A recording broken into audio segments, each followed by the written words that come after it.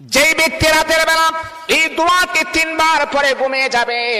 আল্লাহর নবী বিশ্বনবী সাল্লাল্লাহু আলাইহি ওয়াসাল্লাম বলেন, সকাল বেলা যখন আল্লাহ তাআলার বান্দা ফজরের নামাজের মাঝে যখন উঠবে, আল্লাহ নবী বলেন রাতের বেলা এশার নামাজ পড়ার পরে, খাবার খাওয়ার পরে আল্লাহর বান্দা যদি এই দোয়াটা 3 বার পড়তে পারে, তাহলে আল্লাহ পাক রব্বুল আলামিন সকাল বেলা ঘুম থেকে ওঠার আগে আগে আমার আল্লাহ তাকে নিষ্পাপ মাসুম বাচ্চার মতো আমার আল্লাহ পবিত্র বানায়া দেই।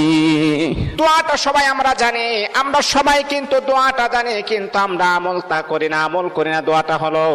আস্তাগফিরুল্লাহাল্লাযী লা ইলাহা ইল্লা হুয়াল হাইয়ুল কাইয়্যুম ওয়া আতুবু ইলাইহি লা হাওলা ওয়ালা কুওয়াতা ইল্লা বিল্লাহিল আলিয়্যিল আযীম। 3 বার যদি আপনি পড়তে পারি, ইনশাআল্লাহ আল্লাহ পাক রব্বুল আলামিন আমার আপনার জীবনের সমস্ত গুনাহগুলোকে আমার আল্লাহ ক্ষমা করে